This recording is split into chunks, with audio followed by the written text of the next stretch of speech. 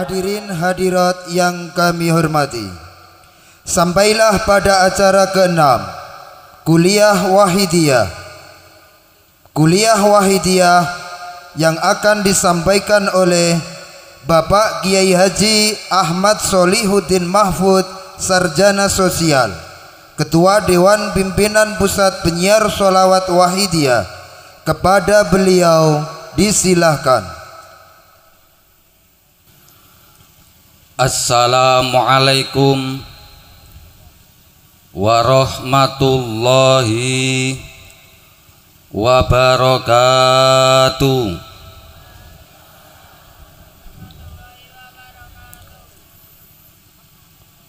Bismillahirrahmanirrahim.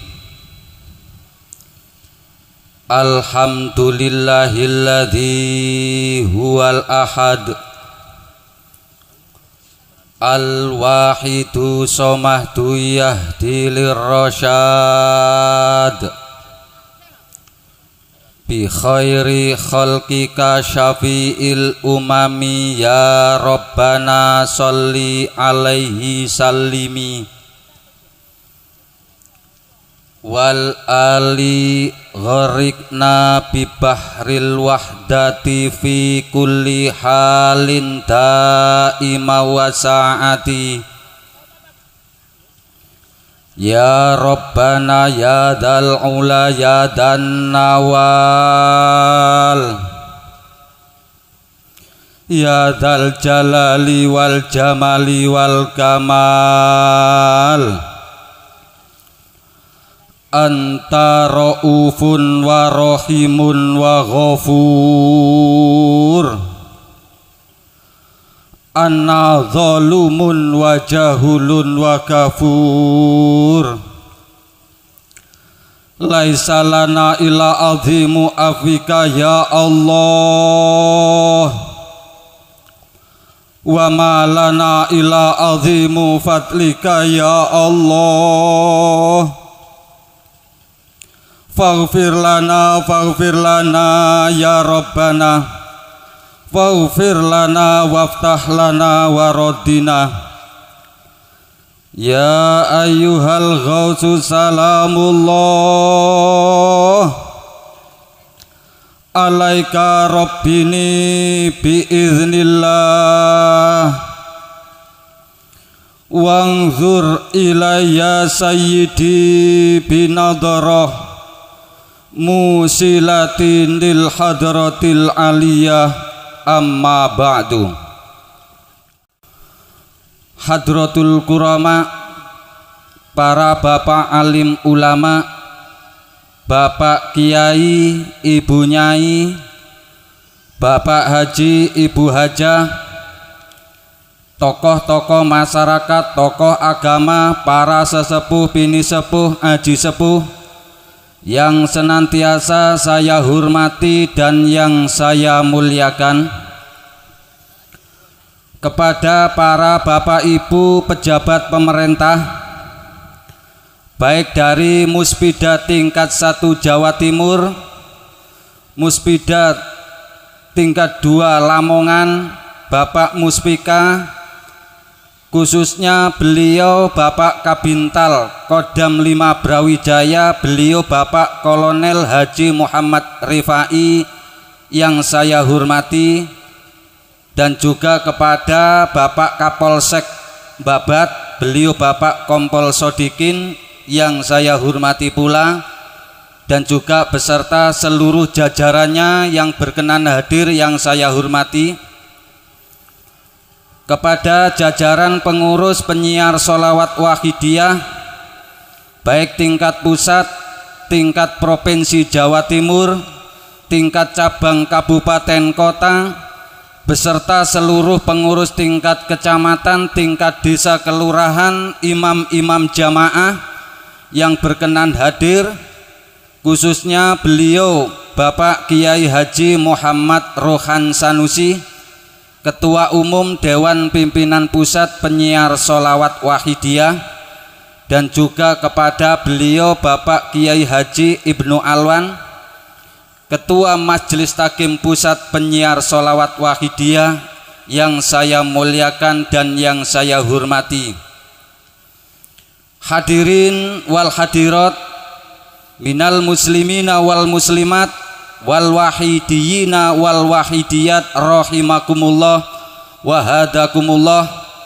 Adik-adik, remaja, kanak-kanak yang saya banggakan dan yang saya dambakan, insya Allah sangat diharapkan menjadi pemimpin-pemimpin bangsa di masa yang akan datang, yang lebih diridhoi Allah Subhanahu wa taala pun yang saya cintai.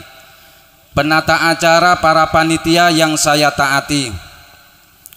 Untuk menyingkat dan memanfaatkan waktu yang sudah larut malam, untuk itu sanjungan tasakur, sanjungan sholawat salam, salam ikroman wa ta'ziman wa mahabatan, saya makmum kepada hati para hadirin wal hadirat, khususnya makmum kepada yang telah melaksanakan tugas. Namun dengan penuh iringan doa harapan dan ditandai dengan doa wa'ada alaina ya Allah mim majlisina hada mim barakatihim amin wa karomatihim wa nadratihim wa tarbiyatihim wa syafaatihim wa asrarihim wa ulumihim kauniyah wa batiniyah wa ammadana bi amdadihim kama yaliqu bika wa bihim amin amin amin ya robbal alamin.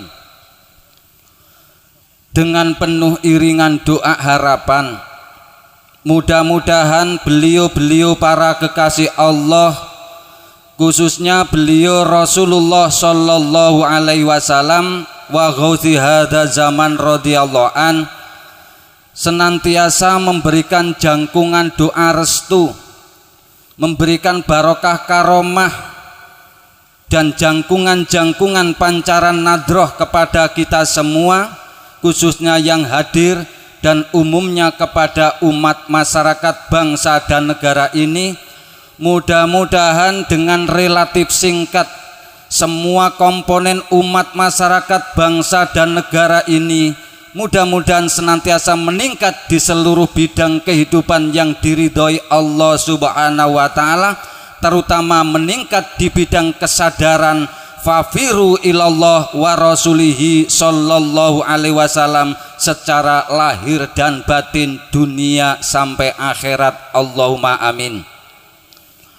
Para bapak ibu hadirin wal hadirat, khususnya para bapak pejabat yang saya hormati, perlu saya sampaikan dan kami beritahukan bahwa keberadaan sholawat wahidiyah di negara Indonesia ini bukan merupakan suatu faham, Pak, bukan merupakan suatu aliran, bukan merupakan suatu sekte, bukan merupakan suatu kelompok atau golongan-golongan yang notabene yang sekarang berkembang sebagai golongan yang radikal, bukan.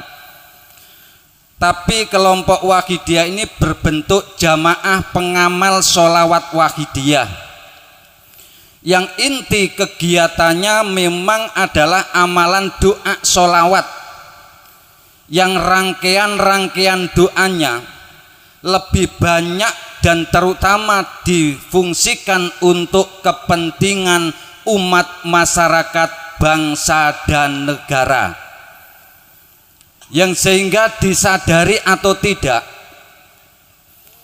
di saat para pengamal sholawat wahidiyah ini melakukan doa atau istilahnya mujadah, oleh beliau mu'alif sholawat wahidiyah telah diangkat derajatnya menjadi orang yang khairun nas anfa'uhum linnas. Sebaik-baik manusia itu ialah manusia yang memberikan nilai manfaat kepada manusia lain, kepada orang lain. Meskipun yang diberikan oleh para pengamal wahidiyah kepada umat masyarakat bangsa dan negara ini hanya sebatas dukungan moral berupa doa permohonan kepada Allah Subhanahu wa ta'ala. tema yang tertulis di belakang ini bukan hanya sebagai slogan. Yang tertulis berbunyi doa bersama bagi keselamatan bangsa dan negara, bukan hanya sebagai slogan atau hiasan, tapi betul-betul bukti keberadaan sholawat wahidiyah ini memang difungsikan untuk kepentingan umat masyarakat bangsa dan negara. Terbukti di dalam rangkaian doa sholawat wahidiyah ada doa yang berbunyi Allahumma barik fima khalaqta wa hadhil baldah ya Allah, yang artinya, ya Allah, berilah berkah kepada makhluk ciptaanmu semua ini, termasuk diri kita, termasuk katanya tadi disampaikan bangsa jin, bangsa yang tidak kelihatan, makhluk yang tampak manusia atau bukan, semua ciptaan Allah dimintakan doa keberkahan melalui pengamalan sholawat wahidiyah. Ya Allah, berilah berkah kepada makhluk ciptaanmu ini dan juga kepada bangsa dan negaraku ini. Allahumma barik fima khalaqta wa hadil baldah ya Allah, baldah negeriku ini, bangsaku ini dimintakan keberkahan barokah. Apa itu barokah? Barokah itu ziyadatul khair, bertambahnya nilai kebaikan menurut Allah Subhanahu wa ta'ala. Yang sehingga setiap pengamal wahidiyah bermujadah ini mendoakan seluruh komponen umat masyarakat, baik yang punya status sebagai rakyat maupun pejabat, yang akhirnya wahidiyah senantiasa demo memohon kepada Allah, bukan demo kepada pejabat pemerintahan, termasuk para pemimpin-pemimpin bangsa mulai dari tingkat pusat sampai tingkat RT, termasuk di dalam doa-doa wahidiyah yang didoakan. Karena kita menyadari para pengamal wahidiyah ini dengan mengikuti bimbingan beliau Rasulullah Shallallahu Alaihi Wasallam, beliau Rasul menegaskan, ya ayuhan nas la tasubul a'immah ud'ullaha lakum bisilahin fa inna silahakum silakul lakum.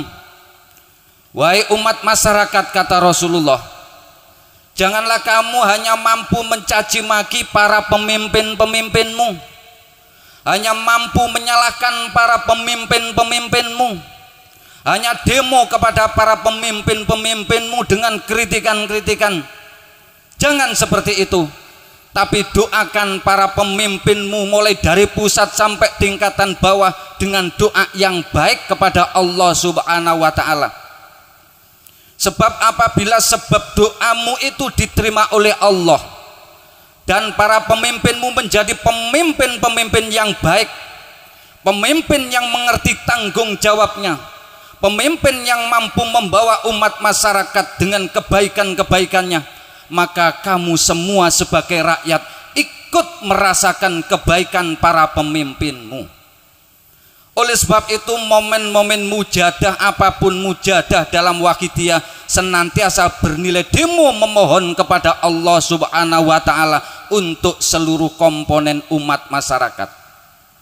Dan ini dilakukan tidak hanya waktu ada persoalan, dilakukan waktu ada kebutuhan, apalagi ada kegoncangan-kegoncangan. Wahidiyah tetap stabil dalam keadaan tenang maupun tidak tenang, senantiasa mendayagunakan sumber spiritual doa permohonan kepada Allah Subhanahu wa ta'ala yang maha menentukan segala-galanya untuk umat manusia di permukaan jagat ini.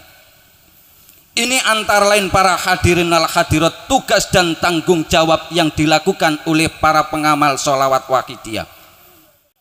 Di samping itu, di dalam pengamalan sholawat wahidiyah ada doa kerukunan, doa persatuan, doa nilai-nilai kebangsaan. Yang tadi disampaikan NKRI adalah harga mati nomor 1. Memang betul, karena kita lahir di negara Indonesia ini. Harus bersyukur dan harus kita junjung tinggi nilai-nilai negara kesatuan Republik Indonesia. Namun tidak cukup hanya dengan itu, karena persatuan tanpa diusahakan dengan permohonan mustahil akan terwujud. Karena persatuan secara lahir mengumpulkan orang sebanyak ini adalah mudah, tapi bersatunya hati, rukunnya hati dengan nilai-nilai kebangsaan dan nilai-nilai kemanusiaan yang melekat dalam hati kita masing-masing, itulah yang perlu diusahakan dengan doa permohonan kepada Allah Subhanahu wa Ta'ala.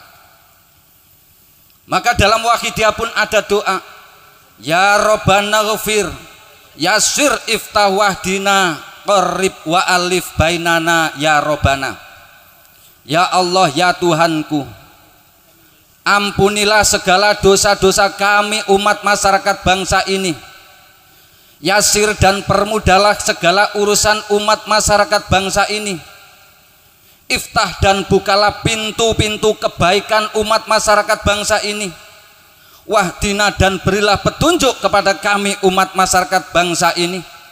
Qarrib wa alif bainana ya Rabbana, dan akrabkan, persatukan di antara kami umat masyarakat bangsa ini. Persatuan sebagaimana yang saya sampaikan adalah ikatan batiniah, ikatan hati. Merasa sebagai satu bangsa, merasa sebagai hamba Allah, nilai-nilai kemanusiaan yang dijunjung tinggi. Tidak mengedepankan perbedaan golongan, tidak mengedepankan perbedaan faham aliran, tidak memperbedakan suku, bahasa dan lain sebagainya, tapi semata-mata diikat oleh batiniah kita masing-masing, yaitu merasa sebagai bangsa Indonesia nilai-nilai kebangsaannya sangat dijunjung tinggi dan nilai-nilai kemanusiaannya diwujudkan di tengah-tengah masyarakat, maka akan terikat ikatan batin, akhirnya jauh di mata, dekat di hati. Ini yang ditempuh melalui pengamalan sholawat Wahidiyah. Tidak hanya jauh di mata, dekat di Facebook seperti remaja-remaja sekarang, tapi betul-betul jauh di mata, dekat di hati. Persatuan kerukunan sebagai bangsa, persatuan kerukunan sebagai umat manusia tidak akan terwujud, tidak akan bisa tercapai apabila masing-masing di hati kita masih ditonjolkan kepentingan pribadi dan kelompok. Kalau masing-masing sudah mempunyai kepentingan, disitulah sering terjadi tabrakan kepentingan. Kalau sudah terjadi tabrakan kepentingan, maka akan terjadi pertikaian dan permusuhan. Disinilah persoalan manusia tidak bisa dirukunkan, karena hatinya masih kotor, hatinya masih keruh, dipengaruhi oleh kepentingan-kepentingan nafsu, kepentingan-kepentingan yang jauh dari Allah Subhanahu wa Ta'ala dan keriduan keberkahan Allah Subhanahu wa Ta'ala. Oleh sebab itu para hadirin hadirat, di samping rangkaian doa-doa yang diamalkan oleh pengamal sholawat Wahidiyah, ini kegiatannya dinamakan mujahadah. Artinya mujahadah itu bersungguh-sungguh takarub secara lahir dan batin kepada Allah, berjuang mengekang hawa nafsu kita masing-masing. Wahidiyah juga jihad, Pak, berjuang perang, tapi perangnya tidak ngebom saudaranya sendiri, perangnya tidak merusak bangsanya sendiri, perangnya tidak merusak orang lain, perangnya tidak menyebarkan kebencian dan kebengisan. Tapi perang di dalam Wahidiyah adalah perang jihad untuk menundukkan nafsu ego pribadi kita masing-masing. Karena disitulah hakikat jihad, hakikat perang. Maka pada suatu saat Sayyidina Ali radhiyallahu an pernah ikut perang dengan Rasulullah, perang Siffin. Pada saat itu Sayyidina Ali sudah berhadap-hadapan dengan musuh orang kafir jahiliyah. Pada saat itu musuhnya sudah terpepet. Dalam hitungan detik dan hitungan lahiriah, perhitungan lahiriah, pedang tinggal menghunuskan musuh orang kafir itu bisa mati. Namun tiba-tiba pada saat itu tidak jadi dibunuh oleh Sayyidina Ali, tapi ditinggalkan, dibiarkan sendirian terpepet. Kemudian Sayyidina Ali ditegur oleh sahabat yang lain. Wahai Sayyidina Ali, kenapa tidak kau bunuh orang kafir tadi, sedangkan dia sudah terpepet, pedang tinggal menghunuskan dan membunuh orang kafir itu. Namun kenapa engkau tinggalkan? Sayyidina Ali mengatakan, betul, memang orang kafir tadi sudah terpepet, tapi di saat itu aku diludahi wajahku, sehingga gemuruh amarah timbul dalam dadaku, timbul kebencian, timbul rasa dendam gemuruh di dalam dadaku. Sehingga di saat aku membunuh orang itu karena dorongan dendam kebencian gemuruh di dadaku, berarti aku perang ini tidak karena Allah, tidak menegakkan kebenaran, tidak mencari ridho Allah, tapi didorong oleh kebencian dan kebengisan kepada makhluk Allah yang diwujudkan berupa orang kafir. Inilah kesadaran seorang muslim yang sejati, orang yang betul-betul punya akidah keyakinan kepada Allah Subhanahu wa ta'ala, sehingga akhlakul karimah ditampakkan di tengah-tengah masyarakat, tidak menyebarkan kebencian, tidak menyebarkan segala macam persoalan-persoalan, namun hanya ngejawantahkan misi Rasulullah Shallallahu Alaihi Wasallam adalah rahmatan lil alamin, menyebar kasih sayang di antara umat manusia yang semuanya adalah makhluk Allah Subhanahu wa ta'ala. Oleh sebab itu jihad yang besar, perang yang besar dalam Wahidiyah tidak ada musuhnya, karena Wahidiyah tidak ada lawannya, tidak ada yang menjadi musuh Wahidiyah. Meskipun orang itu benci dengan Wahidiyah, meskipun orang itu nggak senang dengan Wahidiyah, bimbingan beliau mu'alif disuruh menempatkan orang kontras, orang nggak senang itu dianggap sebagai kawan berjuang, ikut menyiarkan sholawat Wahidiyah, namun versinya menurut mereka. Ini bimbingan akhlak beliau mu'alif radhiyallahu an. Karena dalam Wahidiyah tidak ada musuh, tidak ada lawan. Musuh dan lawan adalah nafsu yang ada di dalam hati kita masing-masing. Inna a'da aduwika nafsuka baina jambaika. Sesungguhnya nafsu yang paling licik, nafsu yang paling berbahaya, musuh yang paling berbahaya, musuh yang paling melicik adalah nafsu yang ada di dalam hatimu masing-masing. Ba'dul Arifin pun menegaskan, ta'aruf nafsaka fa innaka la ta'man min ghawailiha fa inna nafsa abkhasu min sab'ina syaitan. Kata orang-orang arif billah, kenalilah nafsu yang ada di dalam dirimu masing-masing, kenalilah nafsu yang ada di dalam hatimu masing-masing, sebab kamu tidak akan bisa selamat dari tipu daya jebakan imperialis nafsu yang ada di dalam dirimu. Karena menghadapi satu nafsu itu lebih berat daripada menghadapi 70 iblis, 70 setan. Nafsu lebih berbahaya. Maka dalam perjuangan Wahidiyah yang disebut mujahadah adalah mengekang nafsu-nafsu angkara yang ada di dalam hati kita, seperti nafsu bahimiyah, nafsu rojokoyo, senengannya nggih cuma memenuhi bidang perperutan, yang dikejar-kejar urusan materi dan biologis, sehingga orang kalau sudah diperbudak oleh nafsu bahimiyah rojokoyo seperti hayawan pada umumnya, maka seringkali menghalalkan segala macam cara. Hidupnya seakan-akan berwujud manusia, tapi perilakunya sudah hayawan. Ini yang perlu dikendalikan dan diperangi dengan mujahadah sholawat Wahidiyah. Dan juga nafsu sabu'iyah, nafsu hayawan galak, nilai-nilai kemanusiaannya sudah hilang, bengis, gila jabatan, gila kehormatan, ingin menang sendiri, tidak mau dikalahkan dan lain sebagainya. Inilah sifat-sifat nafsu hayawan galak, senantiasa menindas kepada yang lemah, yang tidak mampu justru dipermainkan seenaknya. Ini yang perlu diperangi dan perlu disingkirkan dari dalam hati kita dengan mujahadah jihad yang besar ini.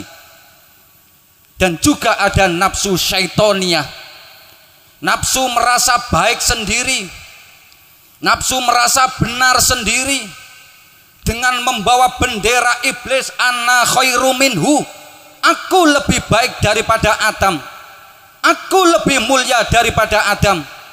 Sehingga kalau ada orang merasa seakan-akan seperti kata Pak Haji Muhammad Rifai tadi, seakan-akan surga milik dia sendiri, surga yang baik lagi, seakan-akan ibadahnya yang paling sukses, paling diterima oleh Allah.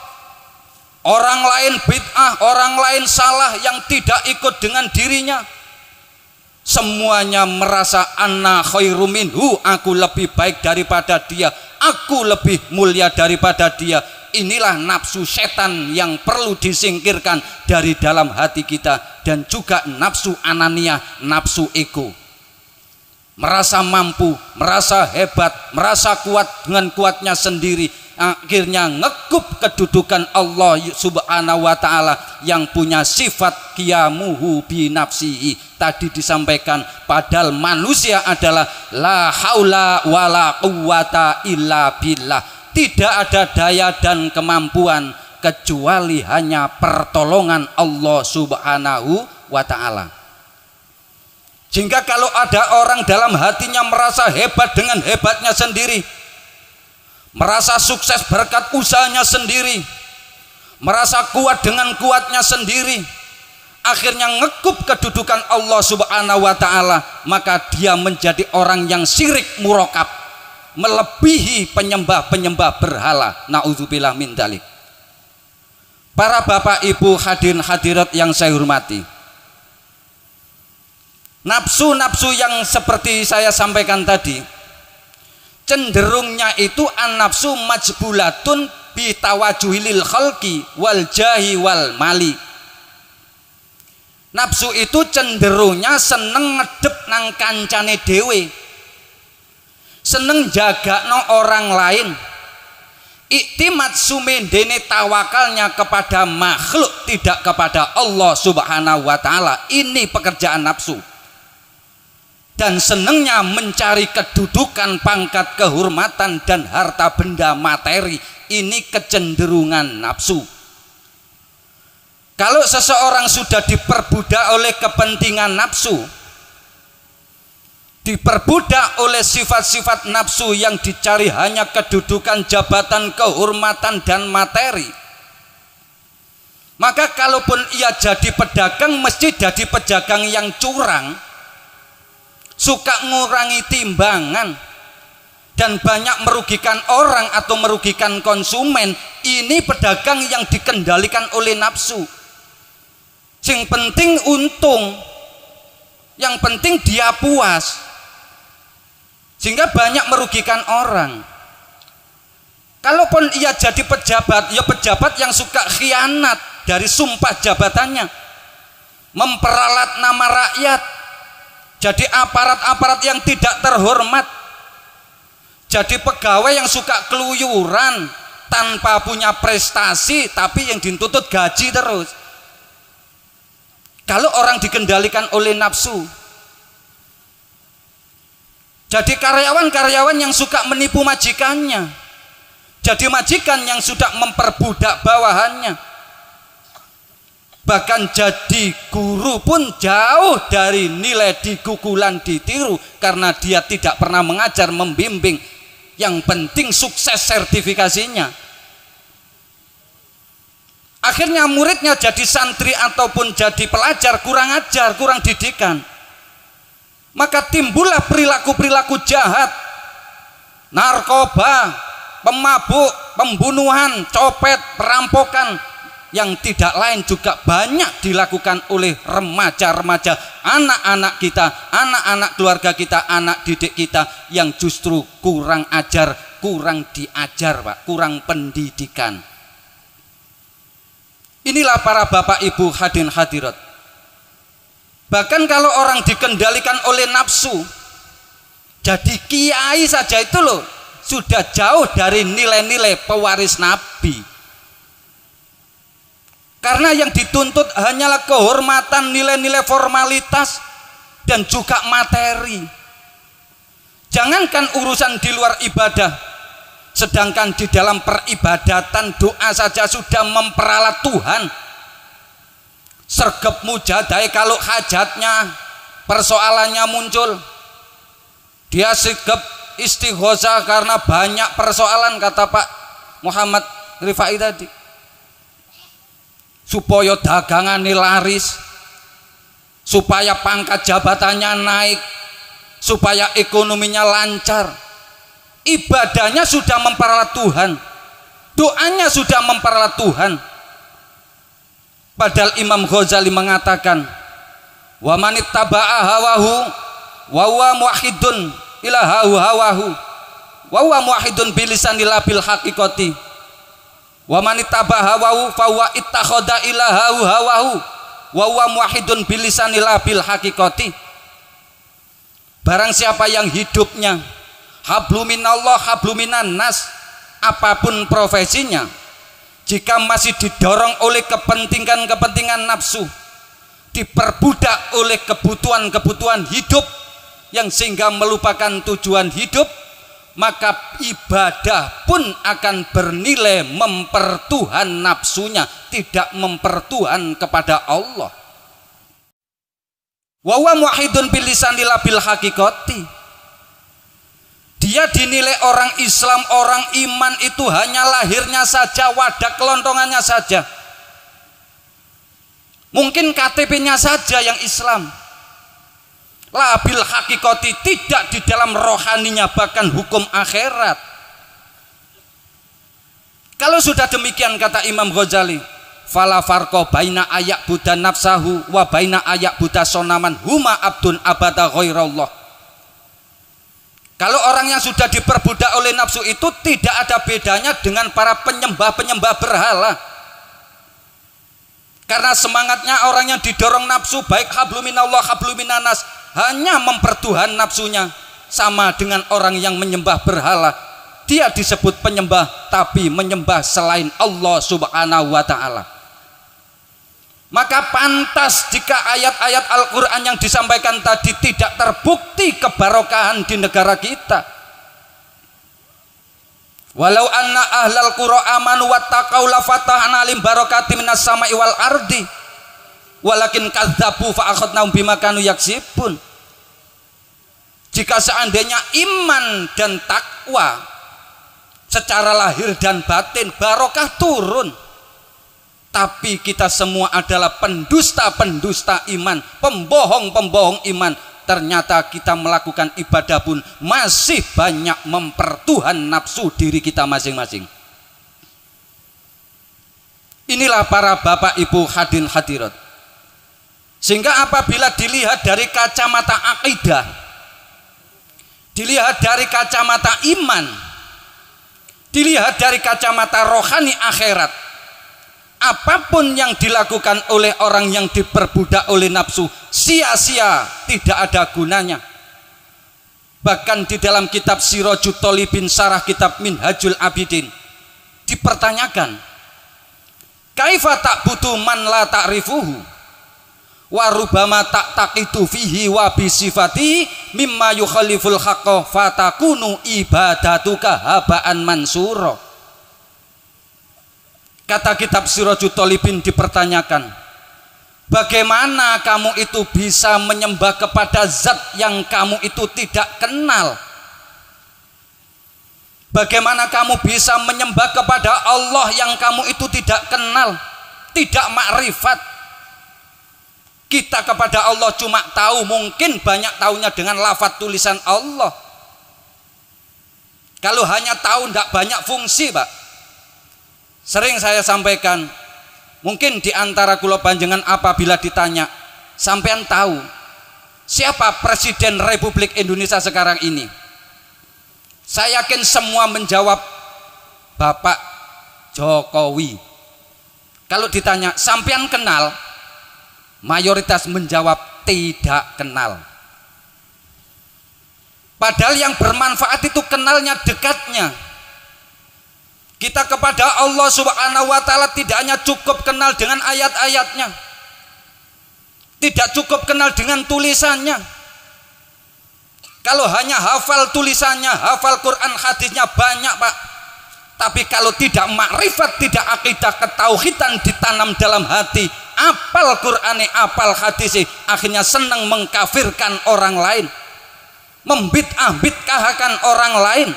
Ini karena hatinya belum tertanam ketauhidan, kemakrifatan, sehingga akhlakul karimah tidak tercipta dalam kehidupan kita sehari, dalam ta'abud maupun dalam bermasyarakat. Sehingga dipertanyakan oleh kitab ini, bagaimana kamu bisa beribadah, nyembah kepada zat, kepada Allah yang kamu tidak kenal, tidak makrifat? Ketika kamu mengiktikadkan Allah dan sifat-sifat Allah, mimma yukhaliful haqqa fatakunu ibadatukan habaan mansura. Ketika kamu mengiktikadkan Allah dan sifat-sifatnya itu tidak sesuai dan tidak cocok dengan kedudukan Allah Subhanahu wa ta'ala, fatakunu ibadatuka habaan mansura, maka ibadahmu tiap hari jungkir walik batu sampai ngapal habaan mansura, bagaikan debu dihambur-hamburkan angin, tidak ada gunanya. Naudzubillah min dzalik. Inilah para bapak ibu hadirin hadirat yang saya hormati, antara lain yang diperjuangkan melalui pengamalan sholawat wahidiyah. Maka bimbingan-bimbingan dalam pengamalan sholawat wahidiyah mengikuti tuntunan beliau Rasulullah Shallallahu Alaihi Wasallam, membimbing bidang akidah dan bidang syariah, bidang keyakinan, bidang ketauhidan, bidang iman dan bidang syariah. Dan Rasulullah memperjuangkan bidang akidah ini yang didahulukan. 13 tahun beliau membimbing masyarakat di Quraisy sana. Beliau Rasulullah membimbing umat masyarakat hanya bidang ketauhidan, bidang iman 13 tahun.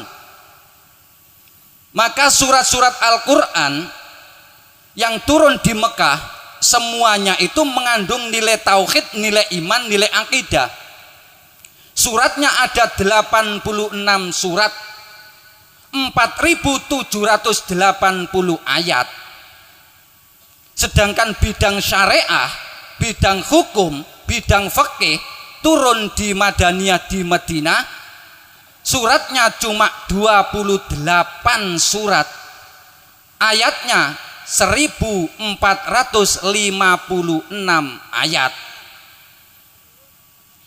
Bidang akidah, bidang keyakinan, ayatnya 4.780 ayat, 86 surat. Berarti begitu pentingnya masalah akidah, keyakinan, ketauhidan, iman yang ada di dalam diri manusia. Maka ketika Rasulullah Shallallahu Alaihi Wasallam menugaskan Sayyidina Mu'ad berdakwah ke negeri Yaman, beliau berpesan kepada Sayyidina Mu'ad, ya Mu'ad, innaka taqdamu ala qaumin min ahlil kitab, falyakun awwalu ma tad'uhum ilaihi ayyuwahidullaha. Fa idza arafu dzalika fakhbirhum bi annallaha farrada alaihim khamsa sholawatin fi yaumihim wa lailatihim. Kata Rasulullah, wahai Mu'ad, nanti di saat kamu nanti sudah ada di negeri Yaman dan bertemu dengan orang-orang ahli kitab, artinya orang-orang kitab Samawi, agama Samawi, baik Taurat, Zabur dan Injil, niki adalah kitab Samawi, kitabnya Allah Subhanahu wa ta'ala.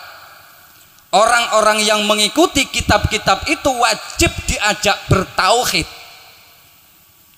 Maka kata Rasulullah kepada Sayyidina Mu'adz, ketika kamu sudah sampai ke negeri Yaman dan bertemu dengan masyarakat ahli kitab, hendaklah yang pertama kali kau sampaikan ayyuwahidullah, supaya masyarakat itu mentauhidkan, memahaesakan Allah secara lahir dan batin. Fa idza arafu dzalika, maka ketika masyarakat sudah ma'rifat, sadar, istilah wahidiyah, kenal sifat-sifat Allah, wujud, qidam, baqo dan seterusnya, diterapkan di jiwa yang mukhal kepunyaan dirinya, sudah ma'rifat kepada Allah dengan sifat-sifat Allah, sudah kenal sadar dengan Allah, kabarkan bahwa Allah mewajibkan kepada mereka melaksanakan sholat 5 waktu sehari semalam. Maka rukun Islam pun diawali dengan syahadat, bukan sholat dulu.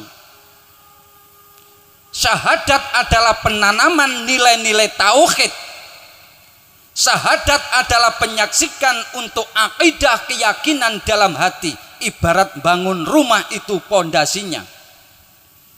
Apabila seseorang itu bangun rumah dengan pondasi yang kuat, dengan dicor yang kuat, ada cakar ayamnya yang kuat, maka bangunan yang menjulang tinggi pun tidak dikhawatirkan roboh. Jangankan kena badai, kena gempa, apalagi kena angin kecil saja tidak bergoyang sedikit pun. Demikian pula akidah kita, Pak.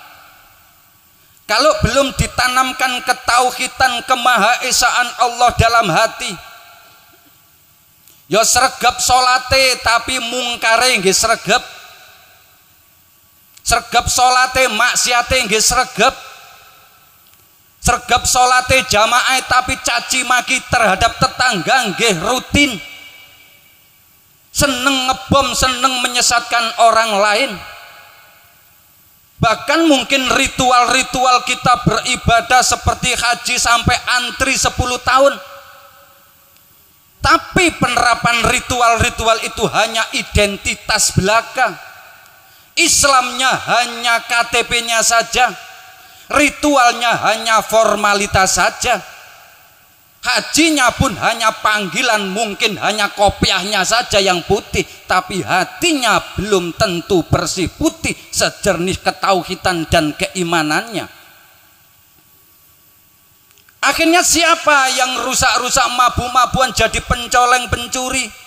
Mungkin di Nusa Kambangan bisa samantek, dites, dicek, ternyata dilihat KTP-nya juga Islam, Pak. Karena Islam hanya dipandang formalitas, Islam hanya dipandang sebagai ritual, bukan spiritual, bukan menumbuhkan akhlakul karimah, kepribadian yang baik sebagai uswah mencontoh beliau Rasulullah Shallallahu Alaihi Wasallam. Ini yang perlu kita fahami, kita kaji sebagai bagian dari umat Islam yang mayoritas penduduk negara kita Islam. Sebagaimana disampaikan tadi, ngaku Islam tapi tidak islami. Islam hanya tinggal namanya. La yabqa minal islami ila ismuhu, wala minal qur'ani ila darsuhu, wala minad dini ila rasmuhu, wa ya'muruna masajidahum wa yakhirabun an dzikrillah. Asyaru ahli dzalika zaman ulama'uhum, minhum takhrujul fitnatu wa ilaihim ta'udu. Wa haula'i alamatu sa'ah, termasuk hadis Rasulullah Shallallahu Alaihi Wasallam. Kata Rasulullah, akan datang suatu zaman di mana pada zaman itu Islam hanya tinggal namanya. Ngaku semuanya mayoritas Islam, KTP-nya Islam, tapi perilakunya tidak Islami, cara berpakaiannya tidak Islami, cara bekerjanya tidak Islami, cara berkeluarganya tidak Islami, dan lain sebagainya. Dan Quran hanya tinggal pelajarannya saja, bukan menjadi pedoman hidup undang-undangnya manusia. Agama hanya formalitas saja. Makanya pernah itu ada semacam usul atau gimana dari Menteri Dalam Negeri, di KTP identitas agama mau dihilangkan. Kalau secara pribadi seakan-akan saya setuju, Pak. Karena apa? Karena ternyata banyak kejahatan-kejahatan, banyak kerusakan-kerusakan, justru yang melakukan itu adalah orang yang ber-KTP Islam. Ini memalukan sekali. Inilah para bapak ibu hadirin hadirat. Sehingga kalau agama ini tidak menjadi suatu akhlak, satu perilaku dan iman hanya sekedar percaya, maka perubahan-perubahan tidak akan bisa terwujud. Bencana demi bencana pun akan terus mendatangi ke negeri kita ini. Oleh sebab itu para bapak ibu hadirin hadirat, Wahidiyah di samping dengan doa-doanya yang difungsikan untuk kepentingan umat, masyarakat, bangsa dan negara, juga ada bimbingan ketauhidan dengan istilah sholawat wahidiyah. Sholawat itu ya sholawat, doa sholawat. Wahidiyah artinya menjiwai kemahaesaan Tuhan. Bahasa wahidiyah itu wahidun yang maha satu, jika ditambah ya nisbah dan tak marbutoh menjadi wahidiyah. Artinya sholawat atau doa-doa yang dirangkai dengan nilai-nilai tauhid, nilai-nilai memahaesakan Allah. Bahasa Indonesia nih, ketuhanan yang maha esa, bahasa wahidiyah itu. Sebetulnya wahidiyah, keberadaan wahidiyah ini sangat cocok dengan falsafah bangsa Indonesia. Sila pertama, ketuhanan yang maha esa. Loh, Pancasila dengan sila-silanya itu tidak hanya sekedar pajangan di kantor, Pak. Para pahlawan merintis bangsa ini dengan landasan dasar negara, falsafah bangsa dengan Pancasila ini tidak main-main. Maksud dan tujuan para leluhur, para pahlawan kita dengan adanya Pancasila, sila pertama ketuhanan yang maha esa, hendaklah seluruh umat, masyarakat, bangsa dan negara, apapun profesi, kedudukannya, statusnya, hendaklah di dalam menjalankan kehidupan habluminallah, habluminanas, didasari dalam hatinya niat lil Tuhan, bil Tuhan. Kalau istilah wahidiyah, lillah dan billah. Lillah itu adalah menerapkan firman Allah, wa ma khalaqtul jinna wal insa illa liya'budun.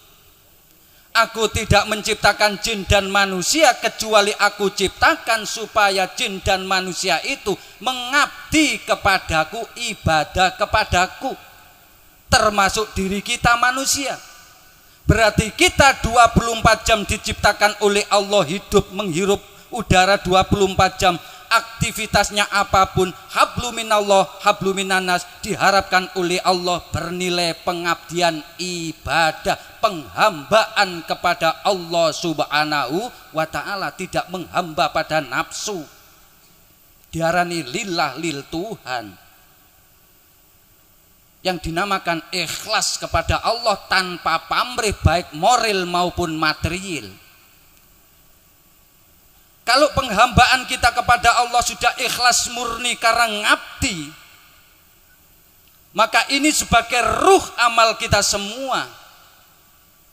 Amal kita bisa hidup dinilai oleh Allah subhanahu wa ta'ala sebagai amal pengabdian, tidak kecampuran syirik, tidak kecampuran macam-macam. Maka sampai beliau Rasulullah SAW mengkhawatirkan, inni takhawaftu ala ummati asyirka ama innahum la ya'buduna sonaman wala samsan wala komaron walakinnahum yura'una bi a'malihim. Aku sangat khawatir terhadap umat-umatku akan kena penyakit syirik, penyakit menyekutukan Allah, meskipun dia tidak menyembah matahari, tidak menyembah bulan, tidak menyembah batu, tidak menyembah berhala.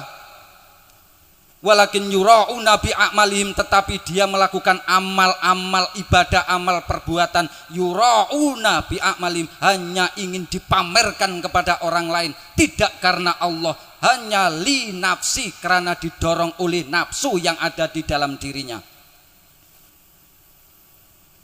Maka dibimbing dalam pengamalan waqidiyah, apapun kegiatan kita, baik langsung ibadah hubungan kepada Allah ataupun bermasyarakat, apapun atau bekerja ke sana kemari, janganlah punya niat apapun kecuali hanya niat melaksanakan perintah Allah. Kita bekerja jangan niat mencari dunia karena kita hidup di dunia.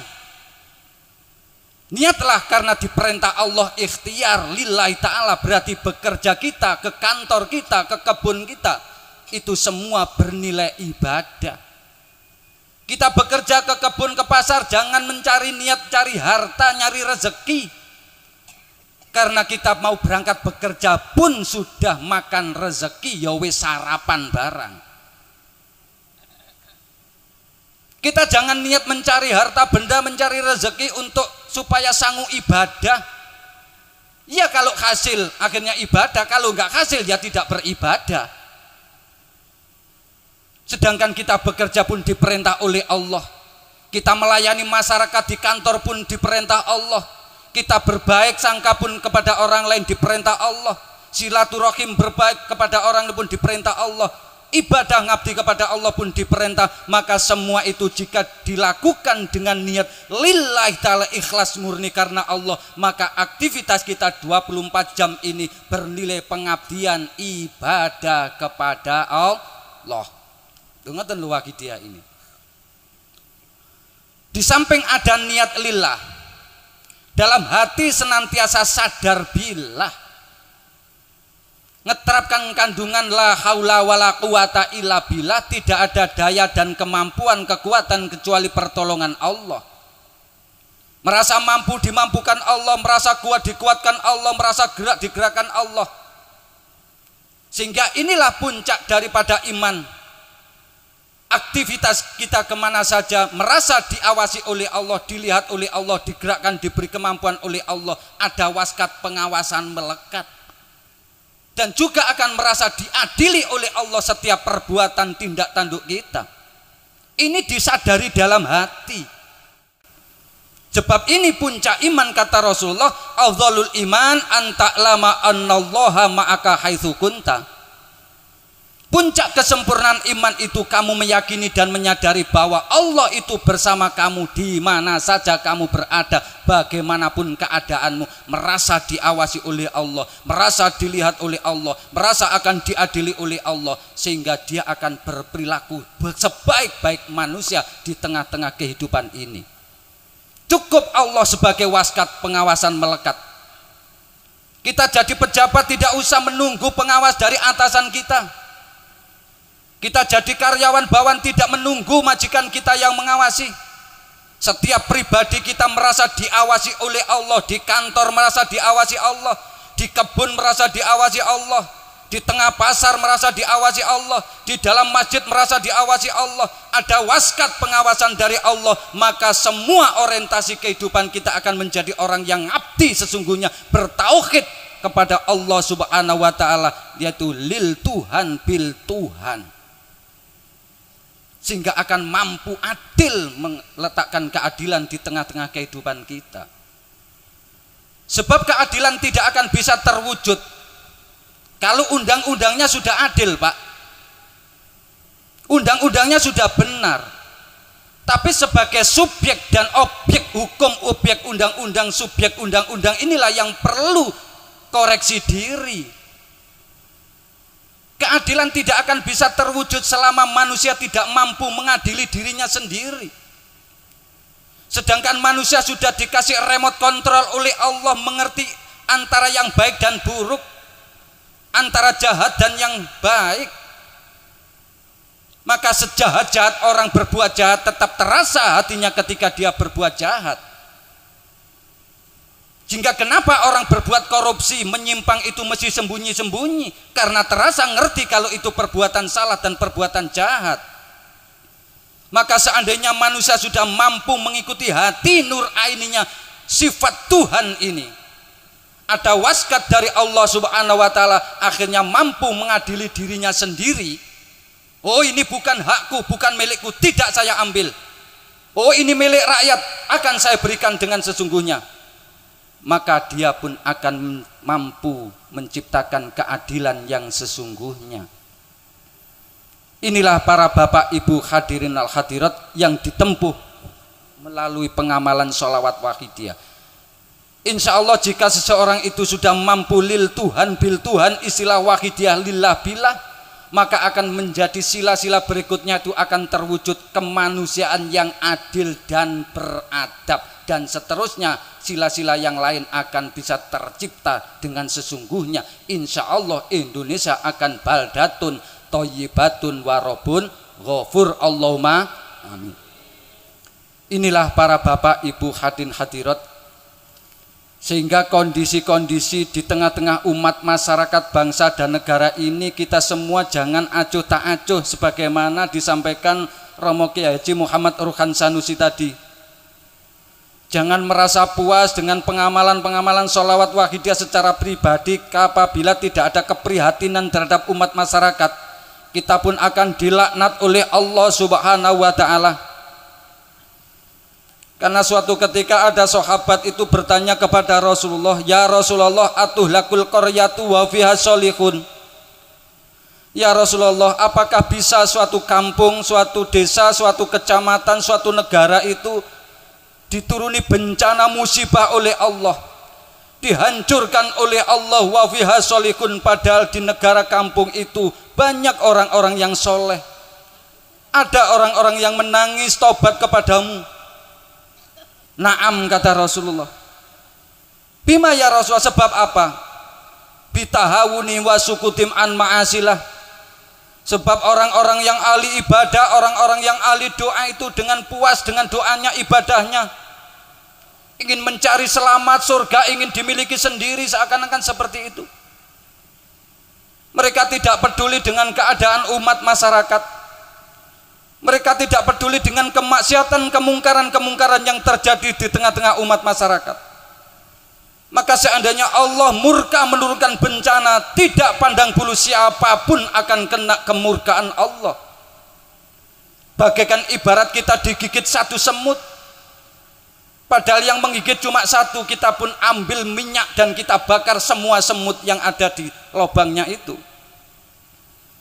Ini mungkin akan terjadi para hadirin hadirat, sehingga semua itu perlu koreksi bagi diri kita masing-masing, khususnya para pengamal sholawat wahidiyah yang sudah diberi amanat untuk ikut memikirkan umat masyarakat oleh beliau mu'alif sholawat wahidiyah, diangkat menjadi orang yang sebaik-baik manusia adalah orang yang memberi manfaat, memberi nilai kepada orang lain. Jangan hanya merasa puas bahwa sholawat wahidiyah hanya untuk memenuhi hajat pribadi, kebutuhan kita. Semua apa yang kita kejar-kejar, harta benda, pangkat jabatan, nanti kita tinggalkan dan tidak kita bawa ke hadapan Allah Subhanahu wa ta'ala. Maka para hadirin hadirat, suatu saat Sayyidina Ali ini berjalan di tengah kuburan. Lalu beliau berhenti menangis sejadi-jadinya, sampai wajah beliau penuh dengan linangan air mata, jenggot beliau basah dengan air mata. Lalu Sayyidina Ali berkata, "Wahai ahli kubur, rumah-rumah yang kau tinggalkan sekarang sudah ditempati oleh orang-orang lain.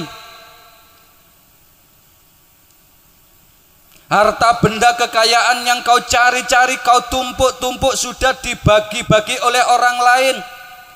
Bahkan mungkin jadi rebutan keluargamu, anak-anakmu.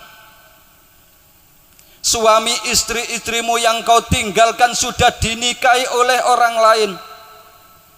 Inilah yang aku bawa berita dari dunia. Lantas berita apa yang ada pada dirimu, wahai ahli kubur?" kata Sayyidina Ali.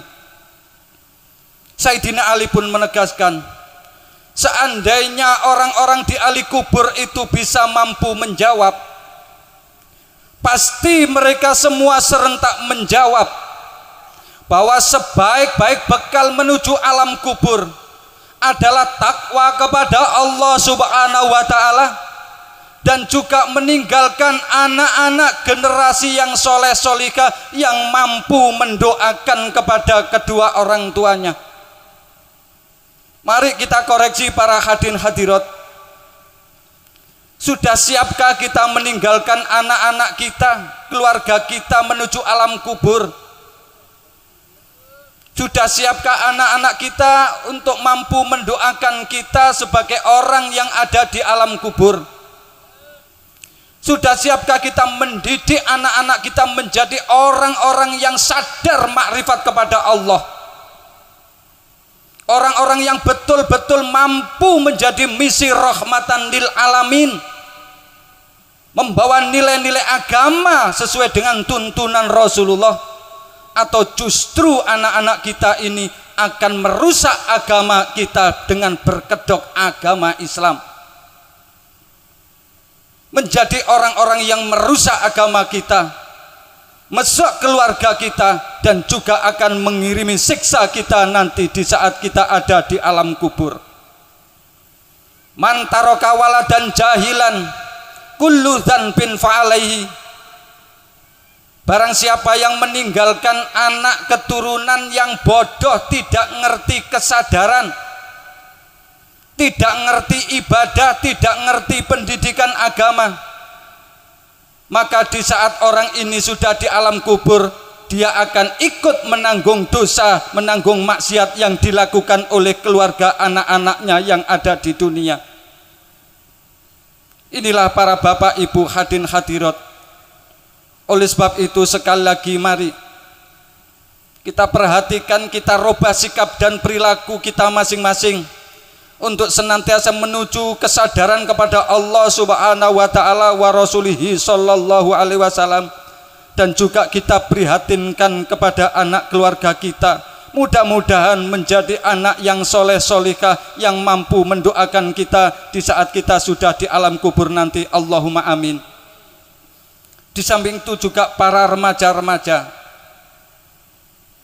apapun kedudukan kula panjenengan, apapun profesinya, apapun bentuk ibadahnya, jangan sampai kita masih punya dosa dan kesalahan kepada kedua orang tua kita. Karena apabila masih punya dosa dan kesalahan kepada kedua orang tua, di saat orang tua kita sudah meninggal dunia dan belum memaafkan atas kesalahan kita, jangan diharap amal ibadah kita, kebaikan kita bisa diterima oleh Allah Subhanahu wa taala.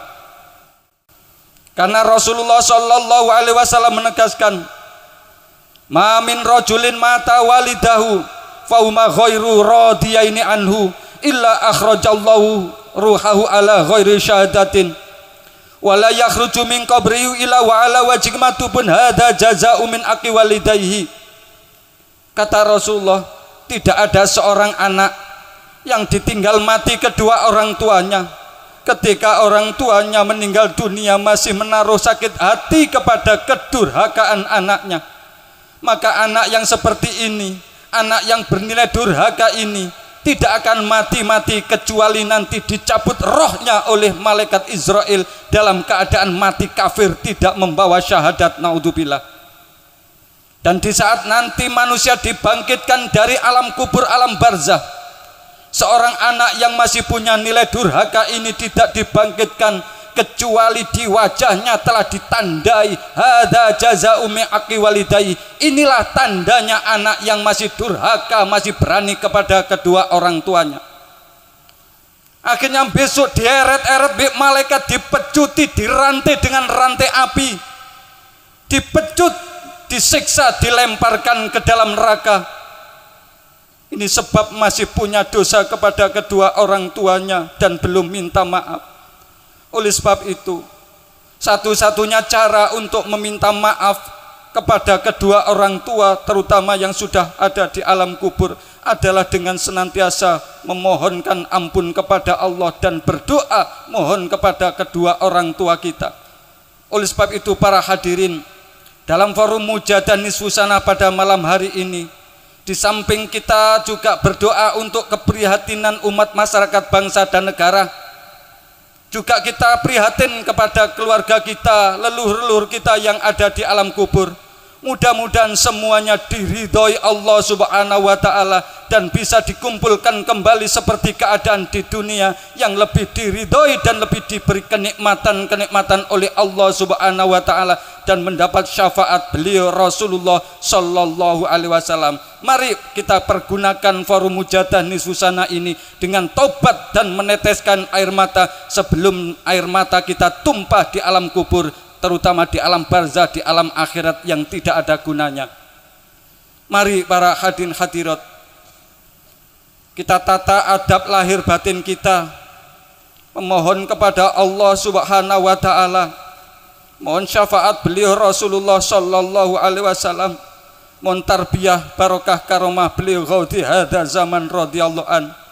Mudah-mudahan segala sesuatu yang kurang baik dirubah menjadi lebih baik, akhlak-akhlak yang kurang baik dirubah menjadi akhlakul karimah, yang sudah akhlakul karimah ditingkatkan menjadi satu akhlak yang lebih mulia lagi, dan semua keadaan lebih ditingkatkan menuju kesadaran fafiru ilallah wa rasulihi sallallahu alaihi wasallam. Mari para hadirin hadirat, mungkin dalam forum mujadah ini adalah yang terakhir kali kita bisa hadir, karena siapa tahu suatu nanti akan dipanggil oleh Israel dan sudah tidak diberi kesempatan lagi untuk bisa berdoa dan memohon dalam forum mujadah.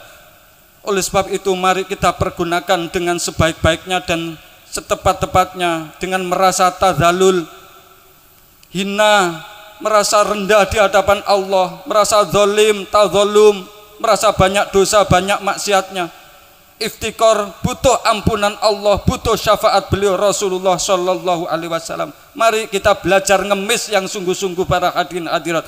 Al-Fatihah.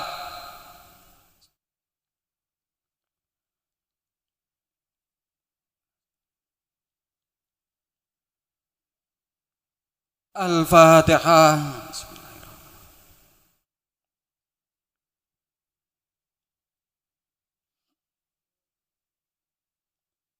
Al-Fatihah.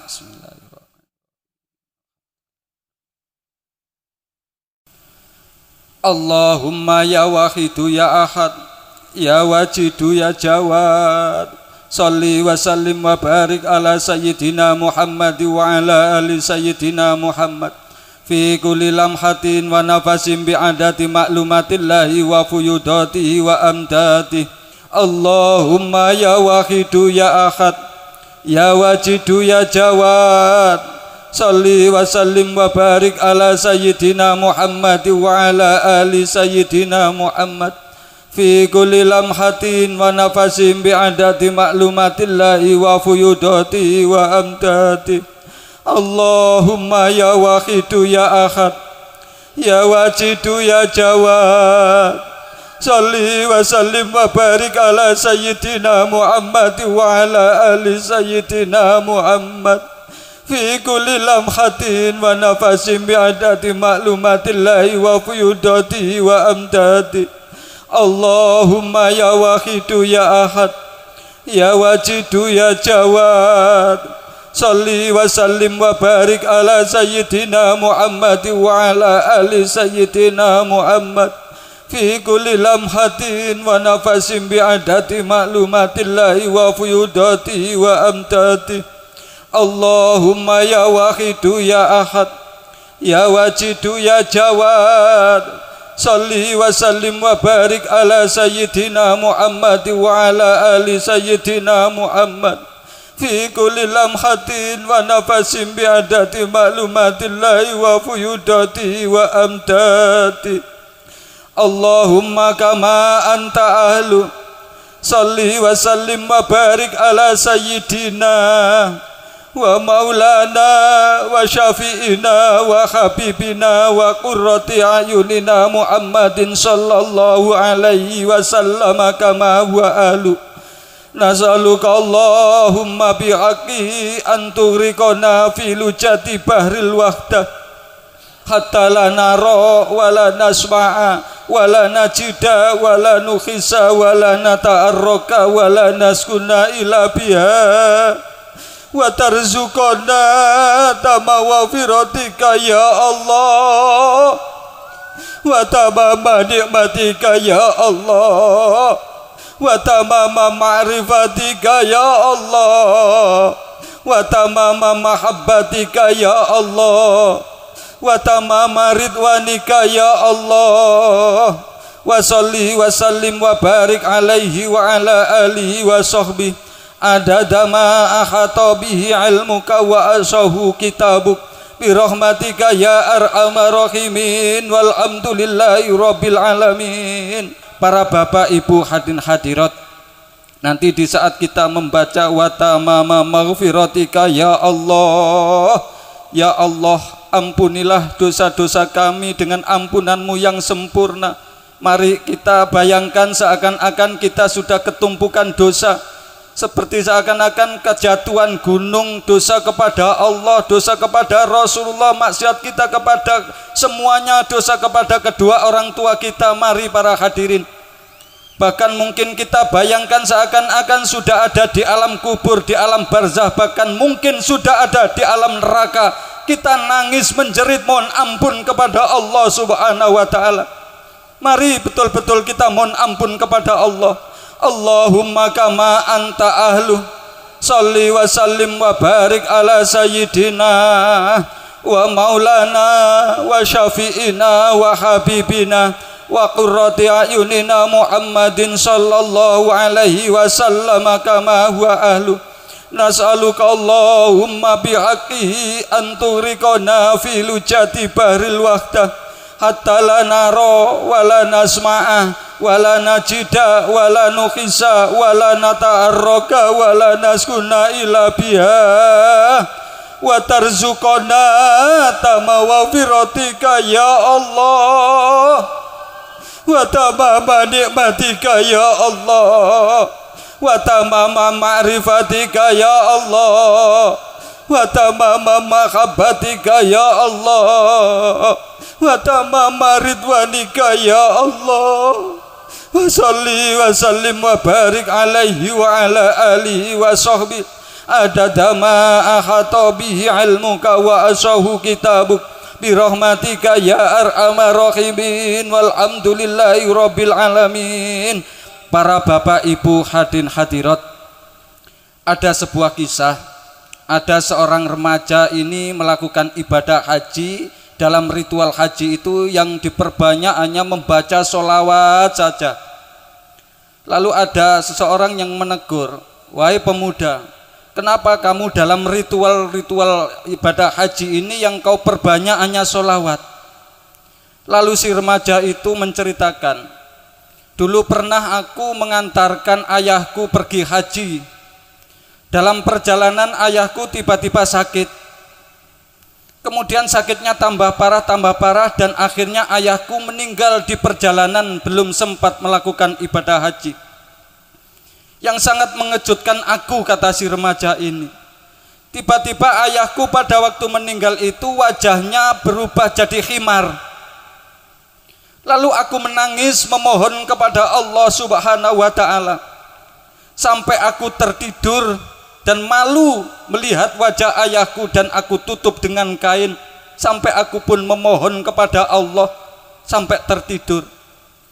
Namun tiba-tiba dalam tidurku itu aku dihadiri orang yang pakai jubah hijau, mendekati kepada jenazah ayahku dan membuka kain. Lalu diusaplah wajah ayahku. Seketika itu wajah ayahku berubah, bersinar menjadi tampan lagi. Lalu aku bertanya kepada orang yang berjubah hijau itu, siapa engkau dan apa dosa ayahku? Orang yang berjubah hijau menjawab, ana Rasulullah, aku adalah Rasulullah. Akhirnya aku pun bersujud di hadapan Rasulullah dan bertanya, ya Rasulullah, dosa dan kesalahan apa yang menimpa ayahku ini? Padahal beliau punya niat tujuan yang suci, ingin melaksanakan ibadah haji. Namun tiba-tiba dalam perjalanan beliau sakit, dan ketika meninggal wajahnya, kepalanya berubah menjadi kepala khimar. Dosa apa ya Rasulullah? Lalu Rasulullah mengatakan, sebetulnya ayahmu ini sudah dinas oleh Allah menjadi penduduk neraka selama-lamanya. Karena ayahmu ini selama hidupnya banyak memakan barang haram, barang riba. Padahal Allah sudah menghukumi barang siapa yang tubuhnya ini kemasukan barang haram meskipun satu secuil, satu suap, maka wajib dimasukkan ke dalam neraka. Dan ayahmu ini pun sudah dihukumi oleh Allah menjadi penduduk neraka. Namun untung ayahmu ini tiap malam tidak tidur-tidur kalau tidak membaca sholawat kepadaku 100 kali. Berkat sholawat ayahmu inilah aku akhirnya bertanggung jawab menyafaati ayahmu. Inilah para bapak ibu hadirin hadirat. Mari kita introspeksi diri. Dalam kehidupan yang seperti ini seringkali kita ngawur, tidak ngerti halal haram. Yang penting kita mendapatkan hasil, sehingga kita tidak mengerti apa yang kita bawa itu ternyata hukumnya haram. Kita makan, kita berikan kepada keluarga kita, kepada anak istri kita. Ini berarti kita betul-betul memberikan racun dan mendaftarkan mereka menjadi penduduk neraka selama-lamanya. Naudzubillah min dzalik. Oleh sebab itu, mari di dalam tasyafu ini sambil membayangkan, kita gerayai kepala kita masing-masing, tubuh kita pandang dengan mata batin. Apakah pribadi kita masih berwujud manusia atau sudah berwujud menjadi hayawan? Para hadirin hadirat, mari kita bayangkan, kita pandang dengan mata hati kita sambil mohon syafaat beliau Rasulullah Shallallahu Alaihi Wasallam. Sebelum kita terkejut nanti ketika sudah ada di alam kubur, lebih-lebih di alam akhirat, di dalam neraka, menangis, menjerit, memohon ampun kepada Allah, tobat, tapi ternyata tobat kita sudah ditutup dan ditolak oleh Allah Subhanahu wa taala. Oleh sebab itu, mari kita teteskan air mata kita di forum mujadah nisfu sana ini sambil membayangkan, melihat pribadi kita, keluarga kita, anak-anak kita, apakah mereka masih berwujud manusia atau sudah berwujud menjadi hayawan, sambil mohon syafaat beliau Rasulullah Sallallahu Alaihi Wasallam. Mari para hadirin, ya syafi'al khalqi salatu wassalam alaika nura khalqi hadiyal anam wa aslahu wa rukahu adrikni faqad zalamtu abada wa rabbini wa laysa li ya sayyidi siwaka fa in taruda kuntu syakson halika ya syafi'al khalqi salatu wassalam alaika nura khalqi hadiyal anam wa aslahu wa rukahu adrikni faqad zalamtu abada wa rabbini wa laysa li ya sayyidi siwaka fa in taruda kuntu syakson halika ya sayyidi ya Rasulullah ya sayyidi ya Rasulullah ya sayyidi ya Rasulullah ya sayyidi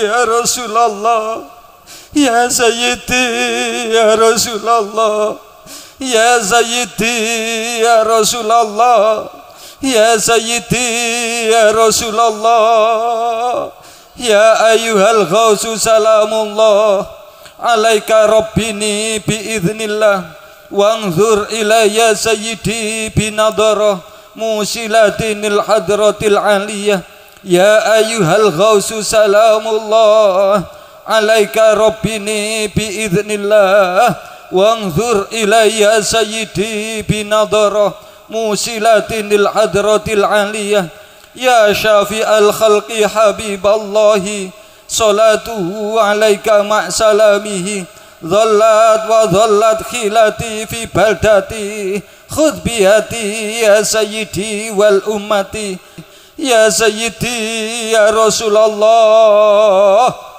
ya sayyidi ya Rasulullah ya sayyidi ya Rasulullah ya sayyidi ya Rasulullah ya sayyidi ya Rasulullah ya sayyidi ya Rasulullah ya sayyidi ya Rasulullah ya sayyidi ya Rasulullah ya Rabbana Allahumma salli sallimi ala Muhammadin syafi'il umami والآل واجعل الأنام مسرعين بالواحدية لرب العالمين يا ربنا اغفر يا شرفت واهدنا قرب وألف بيننا يا ربنا اللهم صل سلم على محمد شفيع الأمم والآل واجعل الأنام مسرعين بالواحدية لرب العالمين يا ربنا اغفر يا شرفت واهدنا قرب وألف بيننا يا ربنا اللهم بارك فيما خلقت وهذه البلدة يا الله وفي هذه المجاهدة يا الله اللهم بارك فيما خلقت وهذه البلدة يا الله وفي هذه المجاهدة يا الله وفي هذه المجاهدة نصف سنة يا الله وفي هذه المجاهدة نصف سنة يا الله وفي هذه المجاهدة نصف سنة يا الله وفي هذه المجاهدة نصف سنة يا الله وفي هذه المجاهدة نصف سنة يا الله وفي هذه المجاهدة نصف سنة يا الله وفي هذه المجاهدة نصف سنة يا الله استغفار الفاتحة.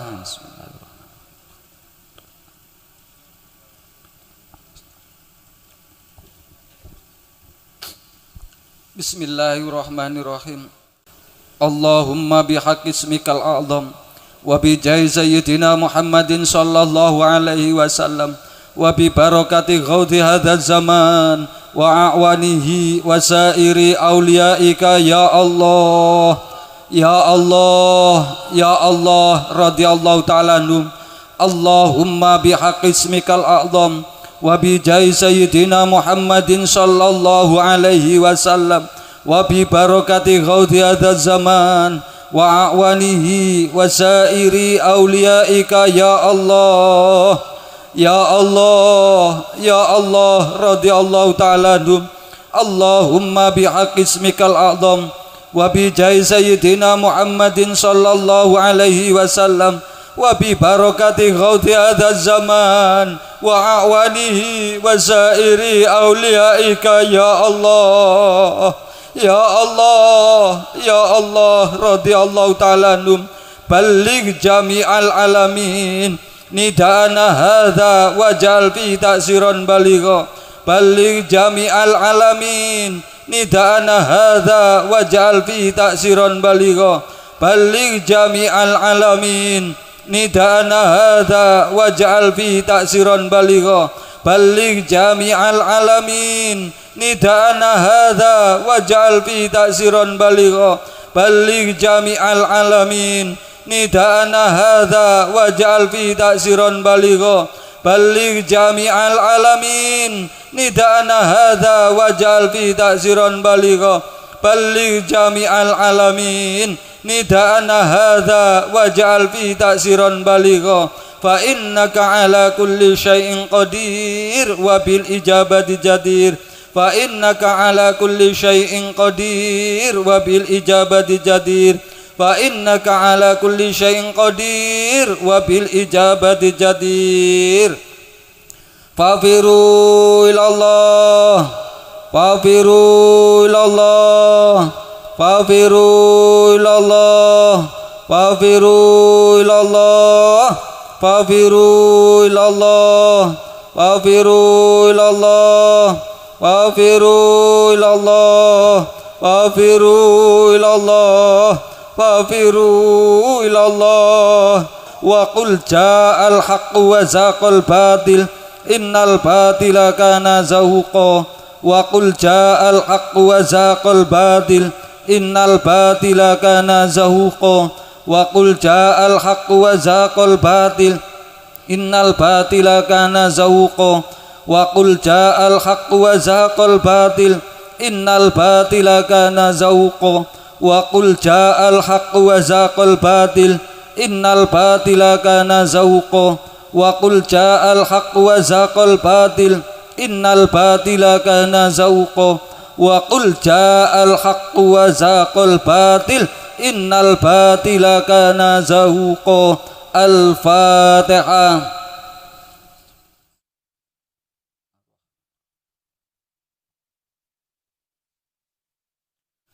Para bapak ibu hadirin hadirat, husnudon husnul yakin, doa mujadah kita semua pada malam hari ini betul-betul diridhoi Allah subhanahu wa ta'ala wa rasulihi sallallahu alaihi wasallam, sehingga membuahkan manfaat barokah maslahah lahir batin yang seluas-luasnya sebesar-besarnya fid dini wad dunya wal akhirah, kusipun kangge pribadi lan keluarga kula panjenengan umumipun dumateng umat masyarakat bangsa dan negara, sehingga masyarakat bangsa dan negara kula panjenengan menjadi masyarakat yang baldatun thayyibatun warabun ghafur. Allahumma amin.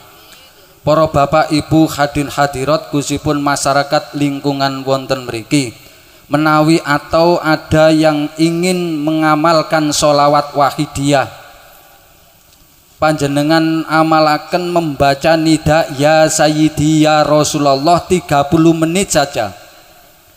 Waktunya terserah, panjenengan memilih waktu yang longgar, kapan, jam berapa terserah. Yang penting dilakukan tiap hari 30 menit sampai 40 hari dilakukan berturut-turut.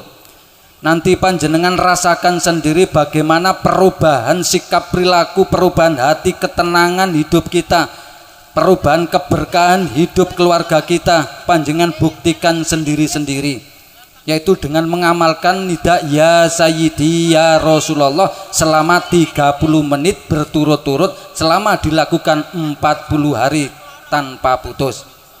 Insya Allah akan dirasakan sendiri-sendiri.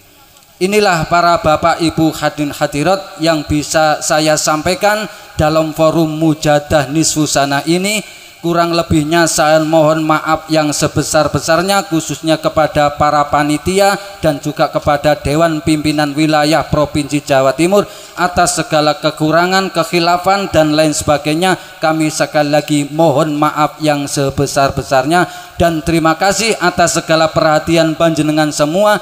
Teriring doa jazakumullahu khairati wa sa'adati dunya wal akhirah. Allahumma amin. Selamat jalan, selamat berpisah, selamat bermujadah dan selamat berjuang. Mudah-mudahan kita dipertemukan lagi oleh Allah subhanahu wa ta'ala dalam suasana yang lebih diridhoi Allah subhanahu wa ta'ala wa rasulihi sallallahu alaihi wasallam. Akhirnya wabillahi taufik wal hidayah wa min rasulillahi sallallahu alaihi wasallam asy-syafa'ah wa min ghauzi hadzal zaman radhiyallahu an nadra wal barakah wal karamah wal afwa minkum. Wassalamu alaikum warahmatullahi wabarakatuh.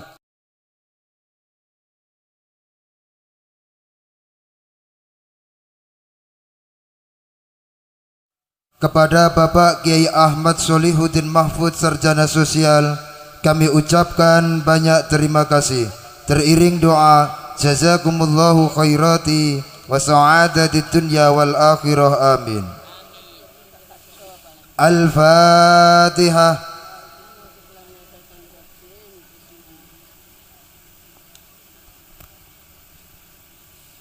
Fafirru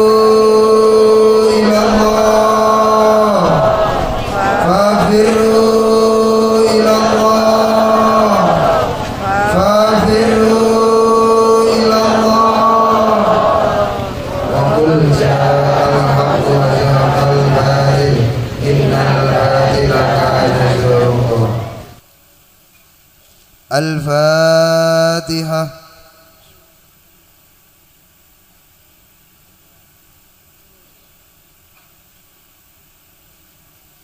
Fafirru ilallah, fafirru ilallah, fafirru ilallah.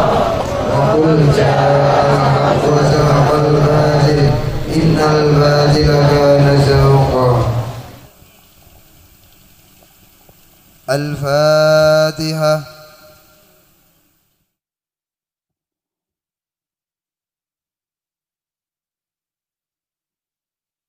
Fafirru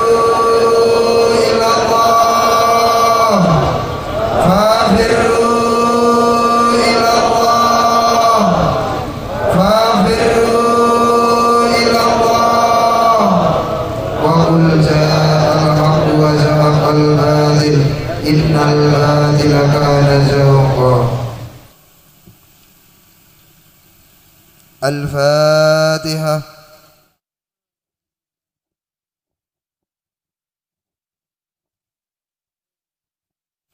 فافروا إلى الله، فافروا إلى الله، فافروا إلى الله. وقل جاء الحق وزهق الباطل innal batila kana zahuqa. Kembali menghadap ke arah podium. Al-Fatihah.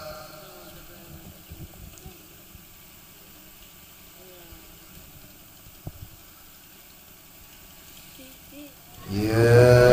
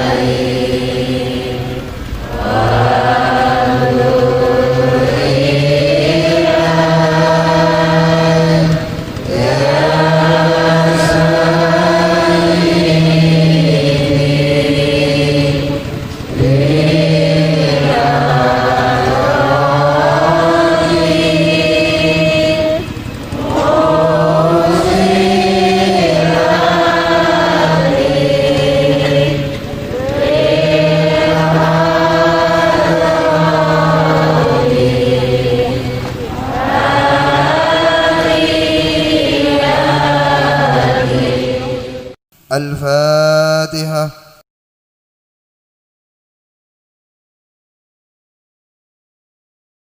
Hadirin hadirat yang kami hormati, dengan selesainya acara ini, marilah kita ucapkan Alhamdulillahi Rabbil Alamin. Kami sebagai penata acara mengucapkan terima kasih atas perhatiannya dan mohon maaf atas segala kesalahan dan kekhilafan. Wabillahi taufiq wal hidayah wa min Rasulillah sallallahu alaihi wasallam asy-syafa'ah wad tarbiyah wa min ghauthi hadzal zaman radhiyallahu an-nadrah wal barakah. Wassalamu alaikum wa alaikunna warahmatullahi wabarakatuh.